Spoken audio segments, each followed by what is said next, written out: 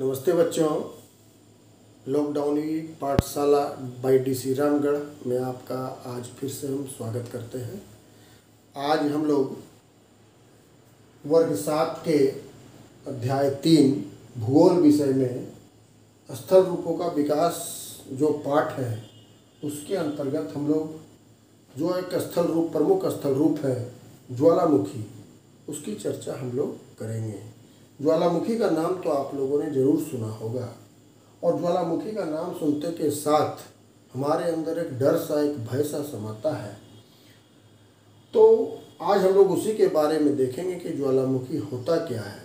सबसे पहले आप लोग ये जानिए कि वास्तव में ज्वालामुखी जैसे ही हम कहते हैं तो हमारे दिमाग में ये बात आती है। और अभी भी बहुत से बच्चों और जो भूगोल की जानकारी नहीं रखते हैं उनके दिमाग में भी ये बात आती है कि ज्वालामुखी का मतलब एक पहाड़ होता है। वास्तव में ऐसी बात नहीं है। ज्वालामुखी एक पहाड़ को हम नहीं कहते हैं।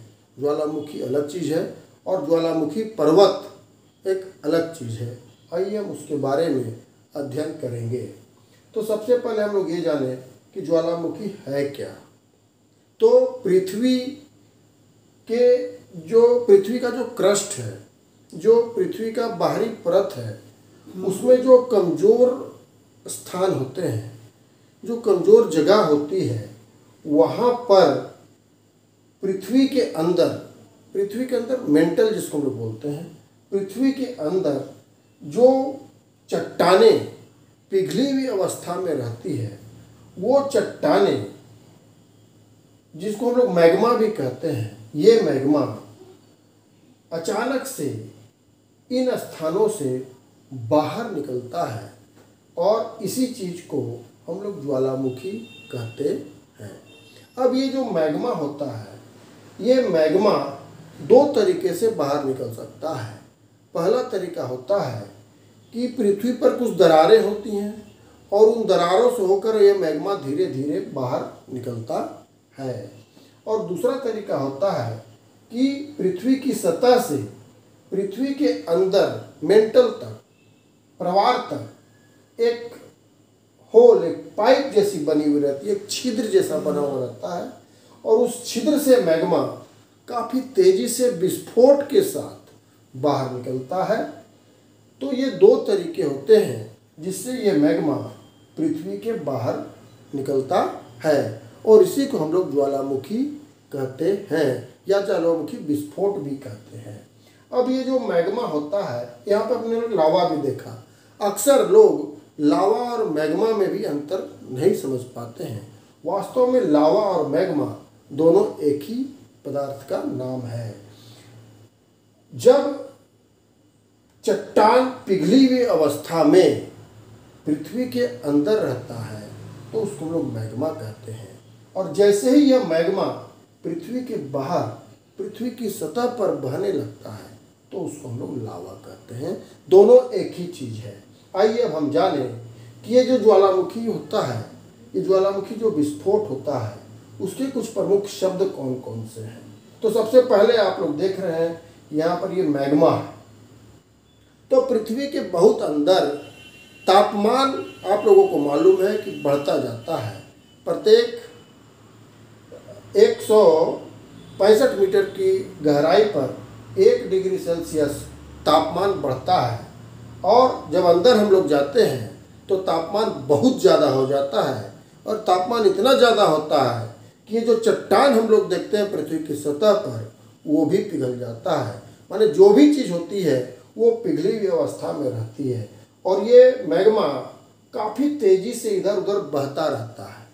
और जब भी इसको मौका मिलता है, पृथ्वी की सतह पर कोई कमज़ोर जगह मिलती है, वहाँ से यह फाड़ कर ऊपर निकल जाता है। तो ये मैग्मा हम लोग इसको कहते हैं। इसके बाद ये जो पाइप है, ये जो छिद्र है जो कि पृथ्वी की सतह से इसको जोड़ता है, इसको हम लोग ज्वालामुखी नली कहते हैं। और जिस सतह पर जो छिद्र होता है, उस छिद्र को, जिस छिद्र से ये मैग्मा बाहर निकलता है, उसको ज्वालामुखी का मुंह या क्रेटर कहते हैं। और बाहर निकलने वाला मैग्मा जो बहता है उसको हम लोग लावा कहते हैं। तो इस प्रकार से यह पूरे ज्वालामुखी की संरचना होती है। और यह मैग्मा बहता है, देखिए यहाँ पर यह मैग्मा बह के पहले इस तरह से इतना ऊंचा बना, फिर यह इस तरह से बहकर इतना ऊंचा बना। इस तरह धीरे धीरे यह मैग्मा, गर्म मैग्मा बहता है, एक परत के ऊपर दूसरी परत, दूसरी परत के ऊपर तीसरी परत, तीसरी परत के ऊपर चौथी परत, ये धीरे धीरे जमती जाती है और ठंडी होती जाती है। और इस प्रकार काफ़ी सालों के बाद यह एक पर्वत का रूप ले लेता है, जिसको हम लोग ज्वालामुखी पर्वत कहते हैं। तो ये ज्वालामुखी और ज्वालामुखी पर्वत में आप लोगों ने अंतर समझा। अब आप देखिए कि ज्वालामुखी कई प्रकार के होते हैं। मुख्यतः ज्वालामुखी को हम लोग अगर उसके विस्फोट के अनुसार वर्गीकृत करें, अगर बांटें, विभाजित करें, तो ये ज्वालामुखी 3 तरह के होते हैं। पहला है सक्रिय ज्वालामुखी, दूसरा है प्रसुप्त ज्वालामुखी और तीसरा है शांत या मृत ज्वालामुखी। तो सक्रिय ज्वालामुखी क्या है? नाम से ही आपको पता, सक्रिय, जो हमेशा एक्टिव रहता है, जो हमेशा क्रियाशील रहता है, उसको हम लोग सक्रिय कहते हैं। सक्रिय ज्वालामुखी का मतलब ऐसे ज्वालामुखी जिसके अंदर से, जिसमें से यह मैग्मा हमेशा 24 घंटे विस्फोट के साथ बाहर निकलता रहता है और इसका विस्फोट कभी रुकता नहीं है। इसका मतलब है कि ज्वालामुखी हमेशा क्रियाशील रहता है। इटली का एटना नाम का ज्वालामुखी, स्ट्रोम्बोली नाम का ज्वालामुखी, यह ऐसा ही ज्वालामुखी होता है। किसी फूटते हुए ज्वालामुखी को देखना एक बहुत ही आनंददायक दृश्य होता है। इटली में एटना, स्ट्रोम्बोली, इसी प्रकार हवाई द्वीप में एक मोनोलोवा नाम का ज्वालामुखी है, वो भी सक्रिय ज्वालामुखी है और वहाँ पर पर्यटन स्थल भी बना हुआ है। लोग ज्वालामुखी को देखने के लिए वहाँ पर जाते हैं। अब इसके बाद है प्रसुप्त ज्वालामुखी। प्रसुप्त का मतलब, सुप्त का मतलब सोया हुआ, सुप्त का मतलब सोया हुआ। ऐसे ज्वालामुखी जो सोए हुए हैं लेकिन वो कभी भी जाग सकते हैं। उनके अंदर, उसके नीचे पृथ्वी के अंदर हलचल चल रही है और ये हलचल चल रही है, लेकिन अभी इनके अंदर कुछ सैकड़ों साल से, कुछ 100 सालों से विस्फोट नहीं हुआ है। इसलिए ऐसे ज्वालामुखी को प्रसुप्त ज्वालामुखी कहते हैं और इसमें से अचानक विस्फोट हो जाता है। तो ऐसे ज्वालामुखी जो काफ़ी दिनों से सोए हुए हैं या शांत हैं, लेकिन अचानक से जिसमें विस्फोट होता है, तो ऐसे ज्वालामुखी को हम लोग प्रसुप्त ज्वालामुखी कहते हैं। जैसे इटली का वेसुवियस, ये एक प्रसुप्त ज्वालामुखी का उदाहरण होता है। ऐसे ज्वालामुखी काफ़ी खतरनाक माने जाते हैं।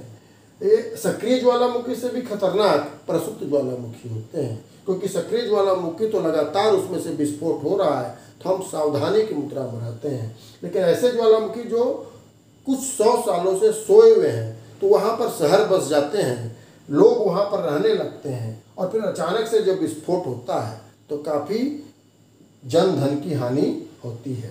तो ऐसे ज्वालामुखी को हम लोग प्रसुप्त ज्वालामुखी कहते हैं। और अंतिम प्रकार का ज्वालामुखी जो है वो शांत या मृत ज्वालामुखी।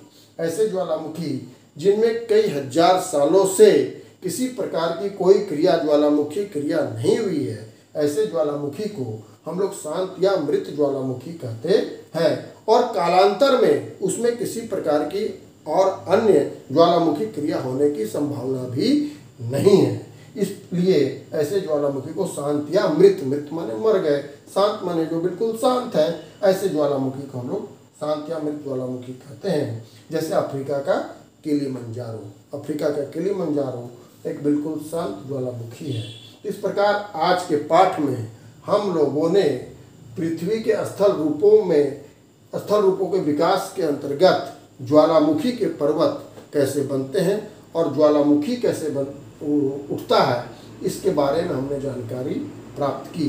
अगले वीडियो में, अगले क्लास में हम लोग पृथ्वी की एक अन्य घटना के बारे में जानकारी प्राप्त करेंगे।